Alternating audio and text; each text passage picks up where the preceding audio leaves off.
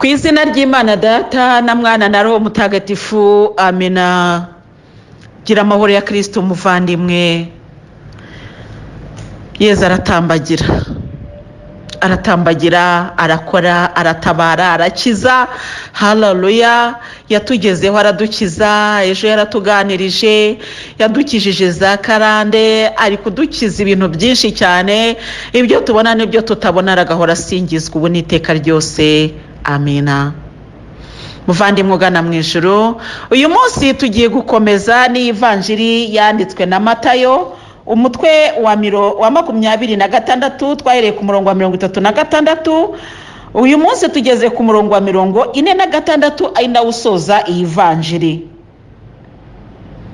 Nimuhaguruke tugende, dore untanga ari hafi.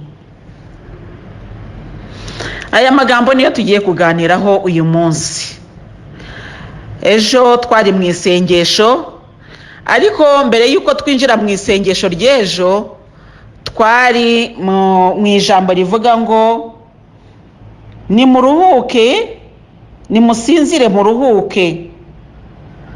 Aha rero niho twaganiriye, musinzire muruhuke. Twaje gusanga rero gusinzira tukaruhuka nabyo ubwabyo bitugoye, nubwo tubikeneye ariko biratugoye kubera isi itugoye. Isi iratuvuna, washaka gusinzira bikanga, kandi iyo uri muhira mu bibazo byawe ushaka gusinzira ari naho bikeneye ntibikunde, wagira ngo ugiye gusenga ahubwo ugasinzira. Mbese isi y'uyu munsi igenda izana ikintu ikagishyiraho kidakwiriye kuba, ariko igamije kudukura mu buntu bw'Imana, ariko irabeshyera ubusa we. Haleluya, amena. Njya mpora mvuga ndi wasi urabeshyera ubusa, urankanda sinkandika, uramponda sindi bunoge, wasi urabeshyera ubusa. Wasiwe urabeshyera ubusa, uragerageza abana b'Imana, wasi uradukubita inkoni nyinshi, ariko urabeshyera ubusa. Nawe igihe cyawe kizagera wasiwe, isi y'umwijima, isi y'ikibi, nawe uzatsindwa wasiwe. Nubwo bukana bukurimo, nubwo bwema n'icyo gihagararo, twamaze kumenya kuri uri Babiloni, tuzagusohokamo rwose. Haleluya. Kandi haleluya, tugusohotsemo tudafite impungenge, tudafite ubwoba rwose. Turavuga tuti nidushaka dukubitirwe hanze ya Babiloni, imvura ihatunyagira, ariko ntacyo haleluya, tutazasangira ibihano na Babiloni, umurwa w'icyamamare, mu bubi no mu buhabara, mu bibi byose. Oya, mu businzi, mu bugambanyi, mu bugome, oya wasiwe, ntabwo tukuriho. Wasiwe ya Babiloni, twagusohotsemo rwose mu izina rya Yezu. Babiloni iradutera ibitotsi aho tudakwiriye kubibona, ikatubuza ibitotsi aho dukwiriye kubibona. Babiloni ntabwo tuzakugumamo. Bagenzi tugana mu ijuru, mureke dusohoke muri Babiloni, ko twamaze kubona ko nta buruhukiro bwacu buhari. Nushaka kuyihambira akavuga ati ngenda guma muri Babiloni, nawe nta mahoro azahagirira. Wahagirira amahoro ute? Babiloni nta mafaranga uyifitemo, abandi bayiryoshemo bafite ayo mafaranga, ntayo ufite, ariko na dukeya ufite ukanuye amaso, urahagaze cyane uti ngewe rwose banyubahe, ukagenda ukabukubisa karaka ahantu baguhemba ibihumbi 10, karitsiye yawe yose ikarara itaryamye kubera ko wabonye utwo ngutwo. Abakene ukabakandagira, abantu bose bakavuga bati ariko runaka arakabura amafaranga, burya yabonye nta n'umuntu uhumeka. Muvandimwe ugana mu ijuru, ubwo wagize ngo n'umugisha bari kugusabira. None rero Nyagasani Yezu yarakurebye aravuga ati umva wa mwana wanjye we, Babiloni ntuyirimo, ariko n'ijuru nturibonye. None wicaye muri Babiloni kandi nta mahoro uhafitiye, wakwisohokeye muri Babiloni. Aranyohereza rero ngo nze nkubwire. Rero ku wa mbere yakuntumyeho arambwira ngo nkubwire ngo nimusinzire muruhuke.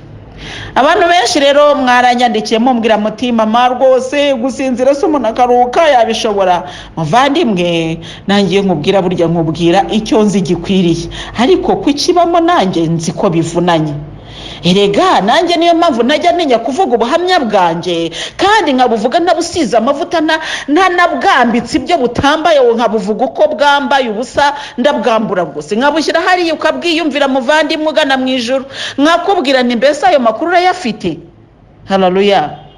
impamvu mbikora kuriya rero mugenzi ugana mu ijuru, ntugire ngo ni ukugira ngo nkubwire ibyanjye biruta ibyawe cyangwa ibyanjye biryoshye kurusha iby'abandi. Oya, si nuko ari ngewe kirangirire ku isi, oya, ariko Yezu ngiye yarambwira tuzavuga ibyawe. Ni ukuri iyo mvuga ibyanjye burya mba ndi mu murimo wanjye, ubwo mba ngira ngo nibutse abantu wenda bakinjira muri audio vuba. Hari amagambo ngewe nazajya ndeka gusubiramo kugira ngo n'abafatiyemo hagati bajye bamenya bati tugeze hehe. None rero mugenzi ugana mu ijuru, hari abantu bari kumbwira bati mama ntabwo twabashije kuruhuka. Hari umuvandimwe wambwiye aterega ati hari umuvandimwe wambwiye ko afite ikibazo, ndamubwira ngo ihangane kandi ukomere, ati ariko nanjye nkumva ari ngewe ubwanjye uri kumukomeza, ati nanjye ntakomeye, ati ntihangane icyo kigerageza arimo. Ndamubwira ni rero ntabwo byoroshye kwakira ugushaka kwa data, erega kubivuga biroroshye, kandi na Yezu nawe byari byamugoye. None se ajya kuvuga ati dawe iyi nkongoro ice kure yanjye, wese byari bimworoheye? Ntabwo byari bimworoheye muvandi. Nanjye sinkubwira nk'aba bafarizayi ngo bakorera abantu imitwaro badashobora no gutunga urutoki, badashobora no kunyeganyeza n'urutoki ariko bakayikorera abantu. Nanjye ntabwo ndi kugukorera umutwaro, oya, ahubwo ngewe ndi kuyegayeza kugira ngo icyitwa umusaraba wawe ushyire ku bitugu ugende. Nanjye rero ndi kuyegayeza uwanjye muvandimwe we. Ni ukuri twese turi mu rugendo rugana mu ijuru, sinzaguseka, ntabwo nzakugaya rwose. Yezu mu minsi ishize yaranganirije, ariko ndamubwira rero Nyagasani Yezu tabara ubwoko bwawe. Arambwira ati rero ati nureko ko ivugabutumwa barikunze? Ni rwose bararikunze. Bavandimwe tugana mu ijuru, wenda si bose birumvikana, ntabwo abantu bose bishimiye ubu butumwa, hari abantu banabwumva bakabihirwa rwose, ibyo ntibikabaca intege. Nawe utabimbwira nge nzi ko bibaho, kuko na Yezu ivuga butumwa ryo ntabwo ryakiriwe na bose, nta nkanswe ngewe. Erega Yezu yaje ari Imana muntu, ngewe rero ndi umuntu, ntabwo ndi Imana muntu, ndi umuntu. Bityo rero kuvuga ngo ubutumwa ntabwo bwakiriwe neza ntibikaguca intege, n'ubu umuntu akabwanga ntibizaguhangayikishe, ntibizanakubabaze rwose, uzavuga uti bwo wenda isaha ye nigera azabyumva. Hari umuvandimwe wambwiye ati rega ati nahaye abantu ati barabwanga, ati ndababara, ariko ndavuga ngo niba aho bari koko bahakiranukiye nta kindi. Ndamubwira nicyo cy'ingenzi. Haleluya. Ntabwo icy'ingenzi ari uko umuntu aba muri izi audition, oya. Njye mbwira n'abagenzi bagana mu ijana, ntabwo icy'ingenzi ari uko umugatolika, oya. Njyewe ntabwo Kiliziya Gatolika yigeze imbwira ngo niwinjiza aba n'aba tuzaguha komisiyo iyi ni, haraburya amatorero amwe namwe arabigira. Ntabwo nkorera kuri komisiyo rero y'isi, ndakorera kuri komisiyo yo mu ijuru, kuko nzi neza ko nta gikorerwa mu isi kitazabona igihembo mu ijuru. Nanjye yo nkubwira mbavuga nti reka ndi gukorera ijuru, ariko sinkorera isi, ni ukuri. Bityo rero njyewe mbwira abagenzi bagana mu ijuru, icyangombwa ni uko igiti wuriye nka Zakewusi kigufasha kubona Yezu.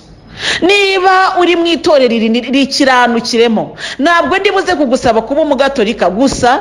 Iyo mbwira abantu, kubera ko Yezu ambwira, yarambwira ati ngiye kugutuma ku bantu bose, ariko ku buryo bw'umwihariko abakristo gatolika. Mpora mbivuga kubera rero ko mfite ubutumwa bw'umwihariko ku bakristo gatolika, kandi ndi umugatolika, nanjye mbabwira kigatolika, tukavuga ururimi rw'iwacu. Haleluya. Buryo twagiye gusura ba bantu mu matorero yabo, nabo bavuga ururimi rwabo, tukarwikiriza uko nguko. Natwe nibazi iwacu, haleluya, bazajya basanga ururimi rwacu ari urwo narwo natwe barwumve. Naho batabikurikiza ariko bazaba babyumvise. Nanjye ndi kukubwira, ndakubwira ni fata rozari, si ukoze nkubwira fata rozari, wisengera Imana ukomere, hanyuma ufate rozari. Iyo mvuze rozari rero ndabizi wenda ko abatari abagatolika wenda barahatakara. Nuko rero icyo navugaga, Yezu Kristo aranganiriza, arambwira ati nturebe ko rivuga butumwa rikunzwe, kuko rirakunzwe pe. Hari abantu benshi ntabasha kubona uko nongera mu magurupe kubera wenda umwanya, najya kureba ngasanga abantu banyandikira ari benshi, nkabura wenda umwanya wo gusubiza, ariko nazasubiza. Humura wowe, iyo wanditse uba warangije inshingano yawe, ntukacike intege rero. Noneho nazabona umwanya nkagenda mbongeramo. Ni ukuvuga ngo amagurupe bariyongeramo rwose. Burya iyo umwana akura biba ikimenyetso cy'uko atarwaye. Noneho Yezu Kristo arambwira atariko ati irivuga butumwa nako rikunzwe, ni rwose rirakunzwe, atariko nk'ubu ngubu ugize ibyago ugakora ikosa rikamenyekana, ikosa ntabwo ari icyaha wenda, ikosa mu ku bantu ikosa, ati wibwira ko abenshi batava muri aya magurupe? Ni Nyagasani ndabizi rwose kuko abantu niko bateye, nyamara barigishijwe babwirwa ko batagomba kujya bareba ku muntu, babwirwa ko batagomba no kujya birwa bacirana imanza kuko umuntu ari umuntu.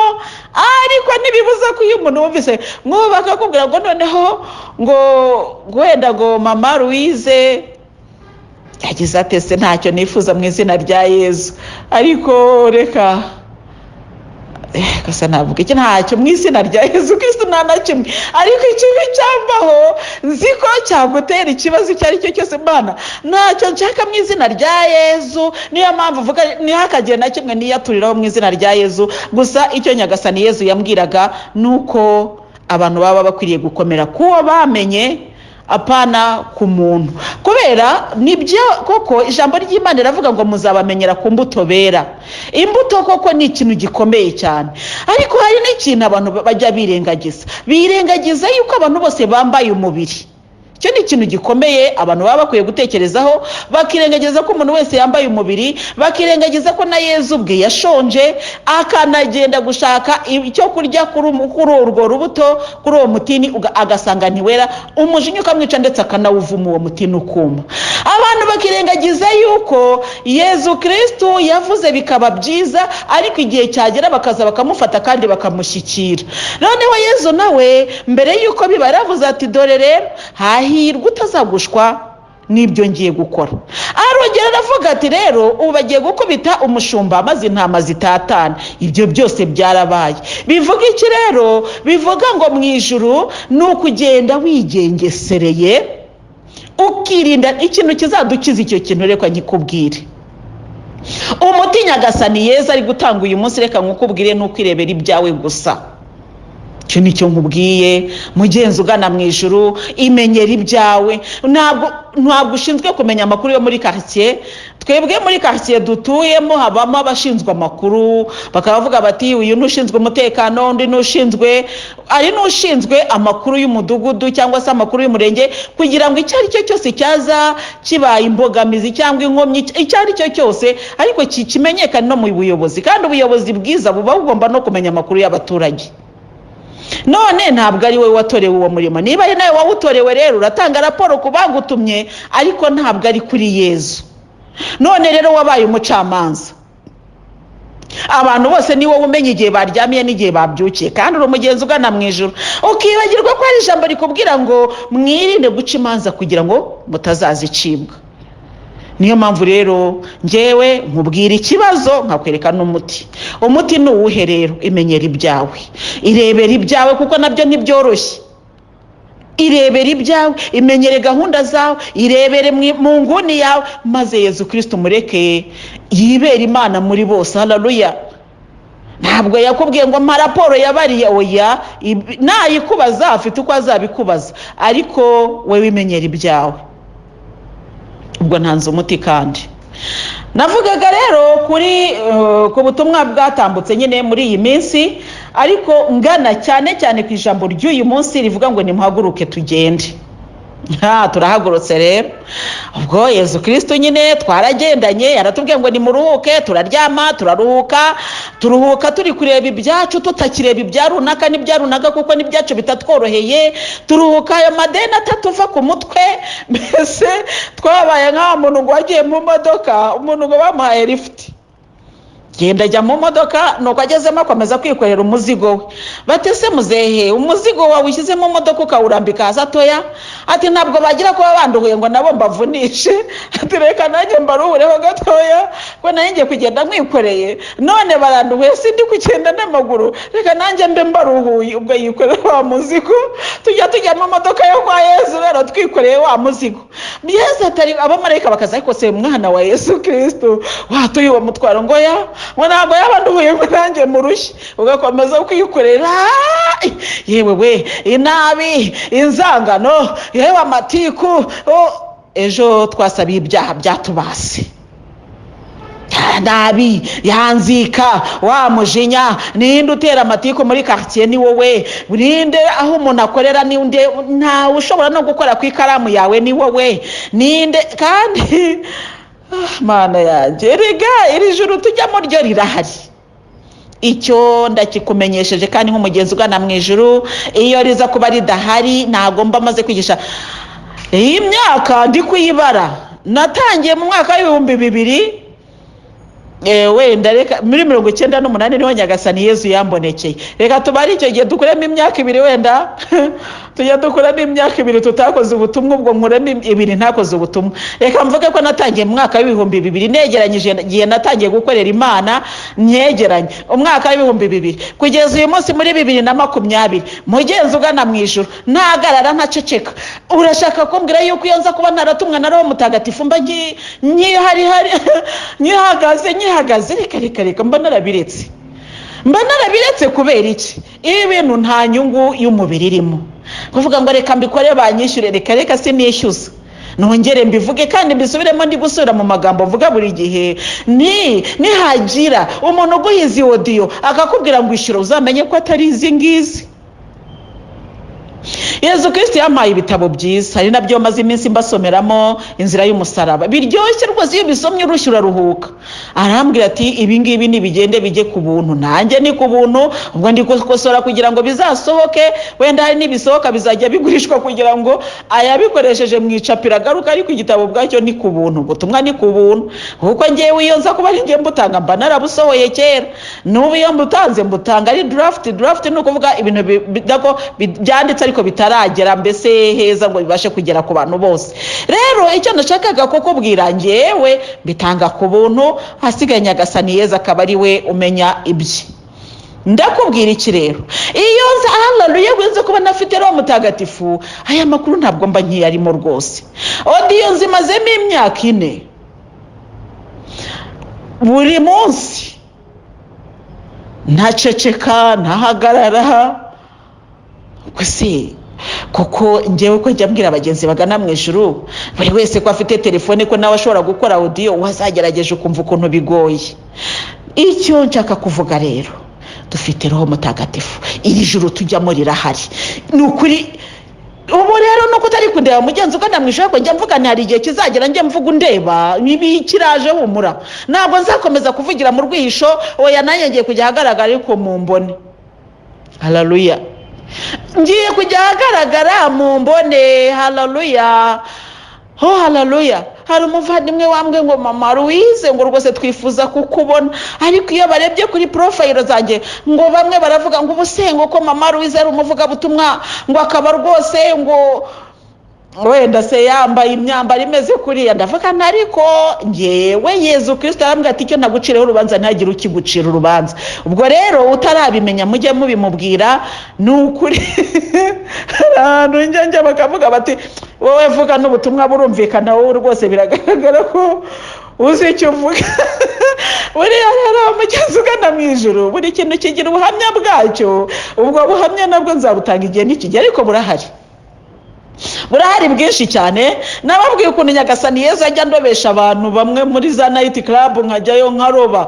Ubwo se utagiye wageze ngo iriya ntama wayitoragura? Erega Nyagasani Yezu yashaka kuba Imana akigumira kuri ya ntebe, ntabwo ari kudukiza mugenzi ugana mu ijuru. Haleluya. Yemeye kumanuka, yemera kwicisha bugufi kugira ngo aze kuroba abantu. Rero wowe nugenda uhagaze ngo Yezu ngo kugira ngo amenye ko ari umuntu ngo ari umukozi wawe, ngo agomba kuba yambara gutya, ubwo uzamenye ko ari uwo ni Yezu wawe, wowe uri kwishushanyiriza Yezu wawe. Ubwo rero ntabwo Yezu rero hari umuntu wigeze Yezu, umuntu twigeze kugana hambwe aterega ati nabariya bashushanya Yezu bakamuha isura nziza, ati baramubeshya, ati burya Yezu yari mubi nikagira inkuru, ati yari mubi cyane, ati Bibiliya iravuga ngo nta sura nta buranga yari afite byo kureshya abantu, ngo ahubwo yari yabaye mubi cyane. Muri Izayi harahari no mu nzira y'umusaraba tujya tuhagera. Ndamubwira nariko ibyo bitewe n'imibabaro, yabaye umumenyerane w'ibyago n'umunyamibabaro. None se Yezu ahora babaye wayangiye, Yezu nayobotse ntago ari Yezu mubi ukambije agahanga, ntago ari Yezu wabaye ibisebe, ntago ari Yezu mubi udaseka. Ajya nsekera maze ubwo se ko nsekera wambwira ute ko Yezu adaseka? Gerageza unyumvishe ko Yezu adaseka. Ndakubwira ntuwo ni Yezu wawe, ngewe wanjye araseka rwose. Mu minsi ishize Yezu we, haleluya. Mana, ubwo nari ngiye kuvuga ikintu ariko nsanga gishobora kugira haleluya. Yezu uri mwiza, ndagushima kandi nukuri Yesu Kristo ni mwiza. Haleluya, reka mbiko haleluya, ni mwiza cyane. Yesu ni mwiza, Yesu ni mwiza kandi ajya aba mwiza kuri bose. Haleluya, bamutegereje ababera mwiza kandi nukuri ntago azadukoza isoni. Ndamukunda Yesu, ngewe ndamwikundira, yaransekeye. Haleluya. Ubwo rero umuntu waza akavuga ngo Louise rero ngo ntago ari Yesu wabonye, ngo nakubwira ni ubwo wowe urabitekereza uko ubyumva. Buriya rero nanjye wenda iyo biza kuza wenda nko mu myaka 2, ariko naranageragejwe burya mu myaka 2, 3 ngitangira ubutumwa, bamwe bakambwa bati twabwirwa n'iki ko ari Yesu kubwa, ariko nkumva ndakomeye, nkumva nabonye mukomeye. Uyu munsi rero Yesu we nabaye nk'abasimari batera hano bagashiraho inyundo, burya inyundo rero ni bya bigeragezo tugenda duhura nabyo. Inyundo iragenda iranshimangira, irampamagira ubu kugira ngo bazankuremo, reka keretse bazanye ya nyundo. kandi inyundo se Yesu Kristo yakwemera ko bankubita? Waraturinze ariko. Haleluya, kuturinda waraturinze, warakoze kuturinda. Yesu Kristo yaraturinze, yarakoze kuturinda. Muvandi yaraturinze. Reka tugaruke aho twari turi. Ijuru nkubwira ririho nukuri, n'abazaryinjiramo barahari, ariko kandi ntabwo ari kwa nigireyo. Jewe uko nahabonye iri joro ry'amahoro ntabwo ari kwa nigireyo. Akavideo nabohereje kaberetse ko atari kwa nigireyo. Benshi batangira urugendo bazi ko ariho bagiye, ariko bagatsindwa kubera iki? Udashaka guheka umusaraba. Duheke imisaraba yacu rero, dukurikire Nyagasani Yezu, nukuri tuzagerayo. Wenda ubibonye gutya kuri kariya akavideo wavuga uti ese waba nka babigishwa barabwira, yarababwira abigisha noneho bageze birabacanga, ngo se Nyagasani ngo niba ari uko bimeze, ngo ninde wabasha kurokoka? Humura, kurokoka birashoboka nukomera ku mategeko y'Imana, nukuri uzarokoka. Haleluya, ndaguhanuriye kandi. Ubwo buri kuvuga ngo ariko ngo njye sindahura n'umuhanuzi, ngewe ndaguhanuriye ngo uzarokoka nukomera ku mategeko y'Imana. Haleluya. Yesu Kristo rero ejo bundi yaratubwiye ati muryame muruhuke. Ubwo niba wararyamye muvandimwe ku wa mbere, ubwo wararuhutse, wenda reka mvuge no ku wa kabiri wagize akanya ko kuruhuka. None uyu munsi Nyagasani Yesu aje kutubwira ngo nimuhaguruke tugende. Noneho birahindutse, muhaguruke tugende. Mugenzi ugana mu ijuru, haguruka, wikomeza kuryama. Oya, wikomeza kuryama ngo ibihe birakomeye. Haguruka tugende. Uwo ni Yesu ukubwira. Urahaguruka ute rero? Abenshi barahaguruka bikanga, ukarwana no guhaguruka, ariko ukanga ukikubita hasi. Kera najyaga mbona ihene, iwacu bari bafite ihene n'intama n'inka nkeya. Ubwo rero nkabona ihene yabyaye, noneho agahene gatoya kagashaka guhaguruka. Iyo gatangira gushaka guhaguruka ngo kagende, kakagerageza kakongera kakarambarara. N'inka nicyo kimwe, ubwo n'intama kakagerageza wapi, kakongera kakarambarara hasi kugeza igihe kazabishoborera. None rero ngewe abantu benshi muri uru rugendo rugana mu ijuru Nyagasani ari kunyereka, mbabona benshi murambaraye, imitwe yarababanye nka byabi wikoreye ibintu bipima nka toni biri ku mutwe wawe. Ayiwe Nyagasani Yezu ndabyukane, ariko runaka ntabwo uzi ko yambabaje. Yezu we, mbese nuzi ko nashatse mu muryango mubi, burya nashatse no mu muryango baraguza banaterekera, biriya byose bimbaho nibo babinyoherereza. Yezu ubwo nahaguruka ne, kandi bari abantu bwose bazi ukaba muri ibyo ufite liste ya byinshi bikomeje kukuremerera. Ariko Yezu yakubwira atari kuhaguruka mwana wanjye tugende, ngo ariko Yezu ngo nakabaye mpaguruka, ariko se ubona haguruka ne koko, ariko se ubu we ntubibona ko bikomeye? Ubu se koko umva, reka nkubwire haguruka. Umva, hari n'ikindi kintu Yezu yantumye kubwira abagenzi bose bagana mu ijuru, kandi ubu butumwa bwagiye mu Gifaransa, mu Kinyarwanda no mu Cyongereza nabutanze. Nawe ngiye kubuguha rero mu Gifaransa narangije, mu Cyongereza narangije, ngiye kubutanga mu Kinyarwanda. Tega amatwi wumve ubeho. Tega amatwi rero. Yezu Kristo rero araje aranganirisha arambwira ati ariko waruzi n'andi makuru, ati rero buriya ntabwo nkibasaba no kugira amavuta yo gushyira mu matara. Ayo makuru yamenye muvandimwe. Ati ubundi umugani w'abakobwa 10, 5 b'abanyamutima na 5 b'abapfu. Yezu yambwiye ati rero bariya 5 b'abanyamutima iyo baza kuba abanyamutima bazima bari gukiza bagenzi babo, ariko impamvu batabakijije nuko batari bafite amavuta ahagije. None rero mwebwe bagenzi mugana mu ijuru, ndabasaba kugira amatara yaka n'amavuta yanyu, ndetse mugakomeza no kujya kugura n'andi yo guha abandi, kuko ntabwo ari igihe cyo kwikiza wowe ubwawe, ni igihe cyo gukiza n'abavandimwe bawe n'inshuti zawe n'umuryango wawe, mbese bose bakire kubera wowe. Ariko uboneshereje karitsiye utuyemo ubundi byagutwara iki? Kandi ubu butumwa ejo twabuvuzeho, kandi ushobora kuba utarabyumvise neza. Yezu Kristo arongera avuga ati maze wongere ubisubiremo, ati ntabwo baba babyumvise. Muvandi nzavuga mu ruhe rurimi? Ubu nibyo nanjye ndimo kubaza Yezu. Ngiye kujya kwiga Igitaliyani, natangiye Igifaransa bingora, nangiye Icyongereza bingora, ariko ngeze ahantu byibuze buri bose barumva. Barumva rwose ku buryo bafitemo n'abantu batazi n'ururimi rw'Ikinyarwanda cyane cyane, nibo benshi barimo. Ubwo rero harimo n'abantu rwose mbona ari abantu rwose mu by'ukuri, wenda reka mbivuge mu Kinyarwanda cyabyo, harimo n'abazungu, abantu batazi Ikinyarwanda namba. Mbese yari umuzungu, ni ukuvuga ngo umuntu utazi namba, atari abazungu bo mu Rwanda. Ariko iyo nshaka ko kwibwirira, nyamara bo barandika, njye mbamo n'abanyandikira bakambwira bati rwose ubutumwa bwawe buraryoshye, ubutumwa bwawe buradufasha cyane, barandika. Icyo nshaka kukubwira ntabwo uri kucyumva se ubwo?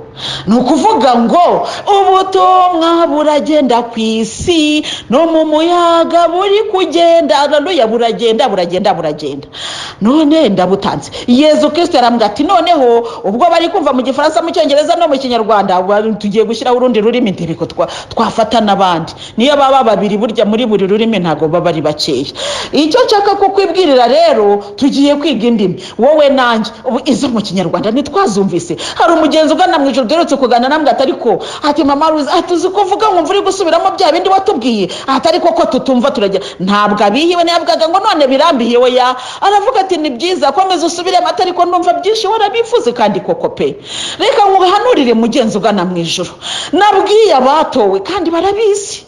Ndababwira ndangije ndababwira nti mwari muzi n'ikindi, Yezu Kristo arampinduriye ingendo. Ni kandi yahinduye ingendo, ni ubuzi icyo agiye gukora. Arambwira ati rero babwire ko mbabwe se twababwiye. Ubu rero abato abo tubasha guhura tukaganira, baravuga bati mama ntabwo twabyumvaga, ntabwo twari tuzi ko tuzagira inyota yo kubona ababyeyi bacu muriho. Yesu yarabibabwiye.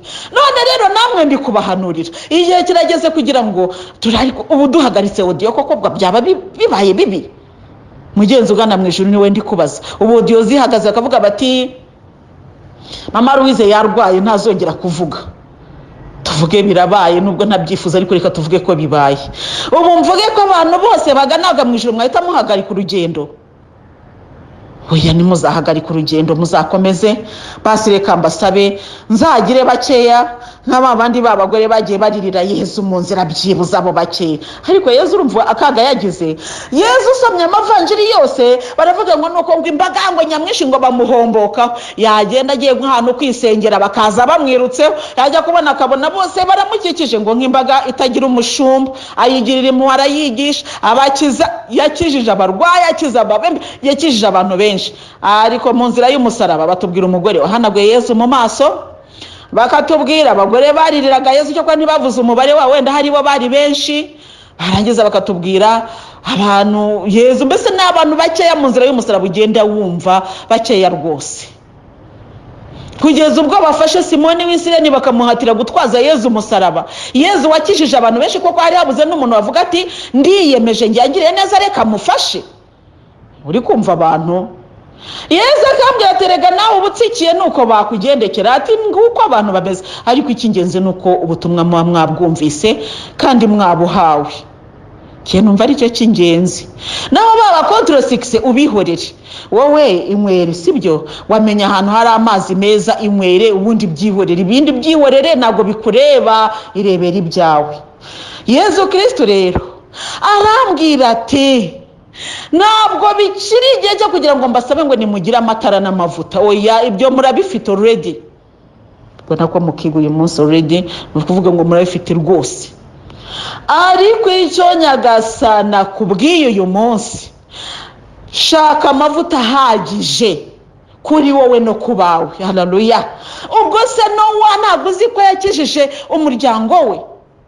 Loti ntabwo yakijije abashoboraga gukira, abakobwa be yarabarokoye kubera gukomera. Haleluya. None se wowe kuki utagira amavuta ngo ukize abawe? Reka twongere twibukiranye umugani w'aba bakobwa 10. Uriya mugani utubwira ko abakobwa bo bari bifitiye amavuta yabo, amatara yabo n'amavuta yabo. Ariko ikibeho Yezu Bikira Mariya dusabye ko tugomba kugira amatara n'amavuta ahagije. Yarabwiye abana babonekerwaga ngo musenge no mu mwanya w'abadasenga. Ubwo uri kubyumva, nuvuga ngo wowe wasenze ariko no mu mwanya w'abadasenga jyamo. Ntabwo ari ukwisengera gusa nagavuga ngo musenge ngo kubw'ibyaha byanyu, oya musengere mwebwe ubwanyu kugira ngo mukire mukize n'abandi. Haleluya. Mugenzi ugana mu ijuru, musenge no mu mwanya w'abadasenga. Haleluya. Hari umwana umwe wabonekewe ikibeho, yamvuga ngo umwana si uko bakiri abana barakuze ndetse barananduta, ariko iyo tuvuga abana nuko babonekewe ari abana. Babajije bati se uriya wahawe ishapure y'ububabare, bati nta kindi watubwira kugira ngo ishapure y'ububabare irusheho kwamamara? Aravuga ati twebwe ku gihe cyacu twakoze ubutumwa bwacu, iki ni igihe cyanyu rero, mwe mwumvise bwa butumwa, ni mwebwe, iki ni ikivi cyanyu. Haleluya. Bo bahawe umurimo, bahawe inshingano, kandi koko bari kuzikora. Bahawe inshingano kandi bari kuzikora. None rero wowe wumvise buriya butumwa, uyu ni umwanya wawe wo kugira ngo nawe ugire icyo ukora. Haleluya.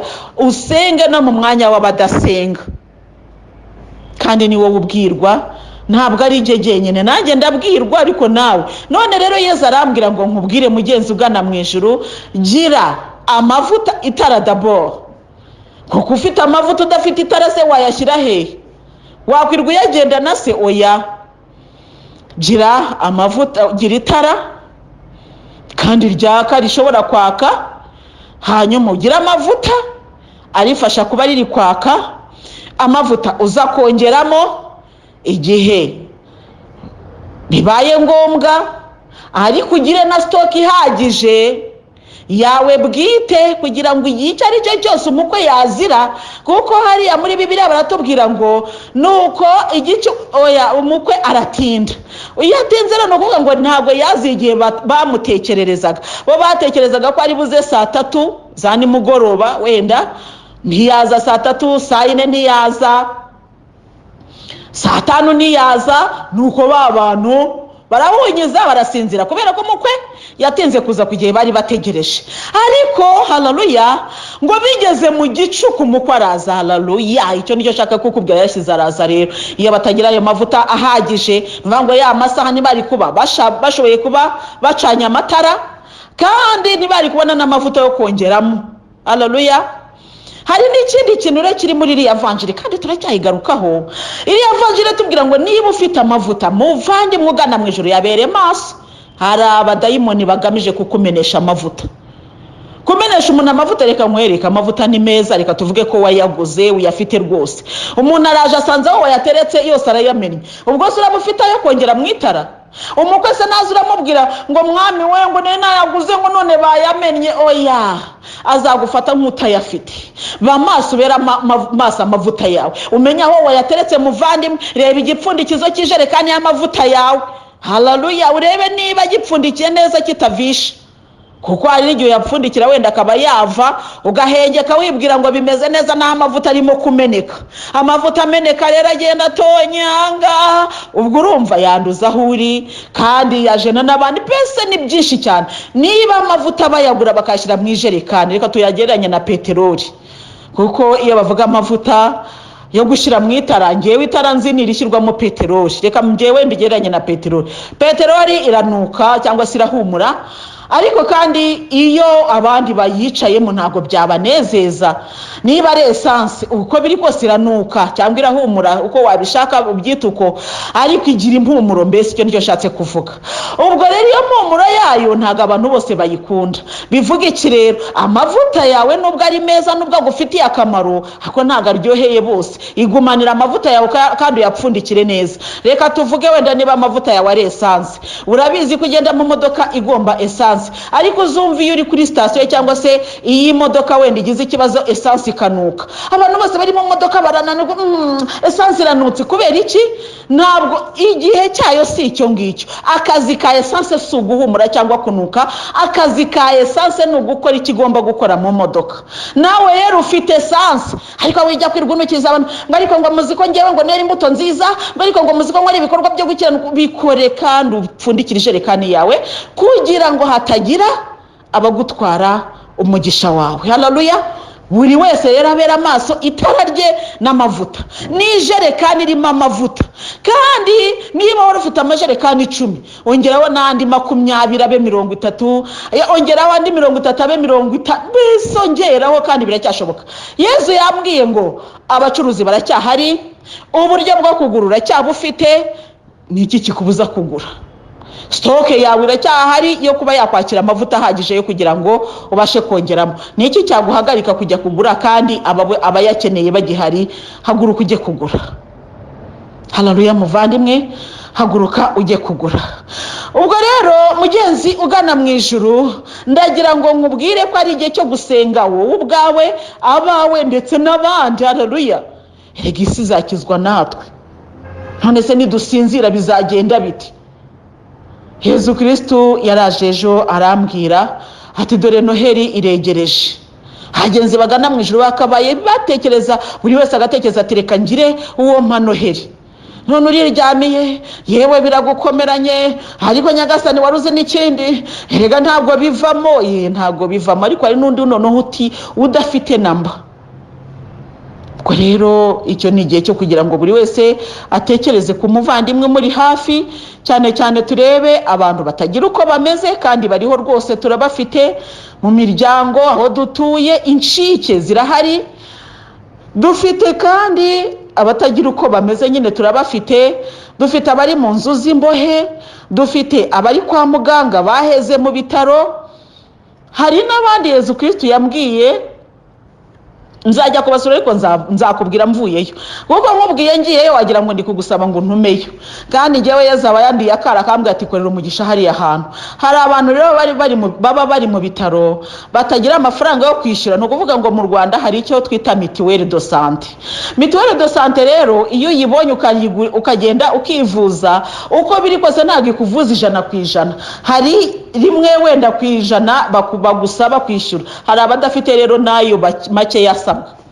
Yamara kubyara wenda adafite niyo mituweli, ariko bakajya kubona bakabona aje ari umubyeyi uri kunda, nuko bakamubyaza. Bamara kumubyaza rero akibera kwa muganga, ntagira umusura, ntagira aho aba, ntagira. Abo barahari rero. Abo bose rero ni twebwe bategereje kugira ngo tubasohoremo bajye mu buzima busanzwe. Erega muvandimwe, nicyo Nyagasani Yezu amaze iminsi ambwira.